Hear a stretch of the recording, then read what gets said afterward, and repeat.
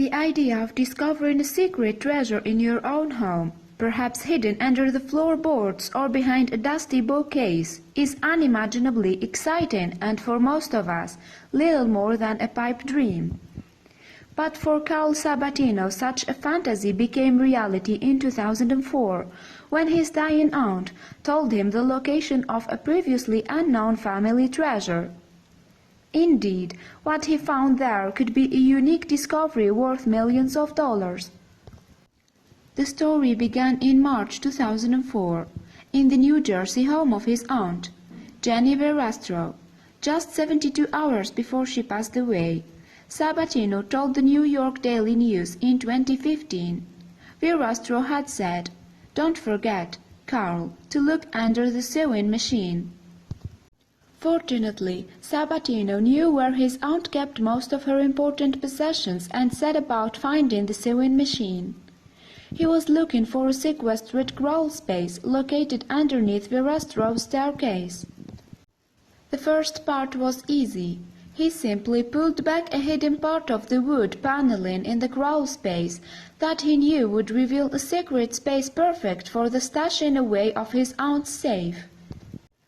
But while Sabatino did indeed find the family safe in this spot, it was by no means the only thing that he discovered in there. For one, there was also the sewing machine that his aunt had mentioned only days before she died. The sewing machine was attached to a small desk and was no doubt used at one time or another to repair all manner of fabrics. But after Sabatino moved the machine itself, something fell out from under the desk and landed on his knees. Sabatino told the Daily News that he was stunned by the discovery and revealed to NBC New York that he immediately began to cry. After all, he was only moments away from finding out what was inside the secret stash of his Aunt Jenny.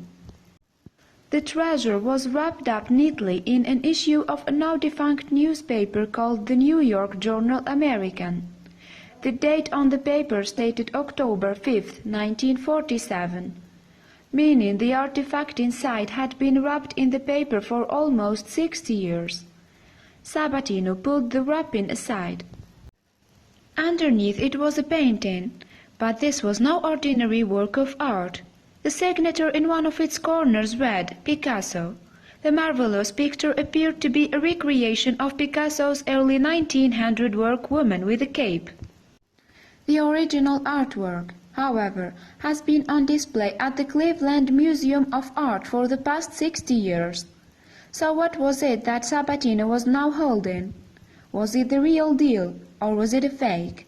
He set about finding the answer. His first stop was to see a specialist at the New York branch of Christie's. Sabatino told the Daily News. She examined it for about 30 seconds and literally flipped it back at me and said, "This is a $10 poster, don't waste your time." But Sabatino would not give up so easily. Sabatino knew the history of how this painting ended up with his family. Indeed, he remembered that the illustration of the lady in the fuzzy hat was bought by his uncle, Nicky Verastro, in London during the Second World War. Verastro had paid £10 for it at the time. But that obviously didn't mean that the painting was either real or fake.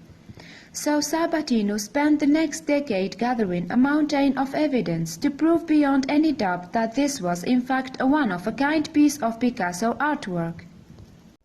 Sabatino read up on Picasso's existence in France and eventually discovered what he felt was the key to the puzzle. He says that in 1936 the famous artist dabbled with a printing procedure known as gum bichromate, which is kind of a mixture of painting and photography. So Sabatino had his treasure tested by Kenneth Smith at Westmont, Illinois Center for Art Materials Analysis. As part of his analysis, Smith removed the smallest amount of emulsion from the painting and studied it intensely. Amazingly, Smith declared that the pigments evident in Sabatino's painting were a match for those used in 1930s Europe. But that wasn't the only good news the research center had for Sabatino. The real revelation was the white thumbprint that they had noticed while the painting was undergoing analysis. You would clearly see that it was a partial fingerprint, which would have occurred as the artist picked up the piece before that surface coating was completely dry. Smith told NBC New York. The fingerprint was sent to Washington, D.C. for further testing. If it proves genuine, then that would mean Sabatino is in possession of the only known work of Picasso's to have used gum bichromate. For some, however, it doesn't need that extra bit of verification. Fine art appraiser Richard Beaulieu, for instance, has gone on record as saying that Sabatino's artwork is the real deal and is worth an incredible $13 million. And that estimate would only go higher if the thumbprint comes back as genuine. So for now, Carl Sabatino has sensibly secreted the painting away in a flame-resistant case in a secret site until the final word is out.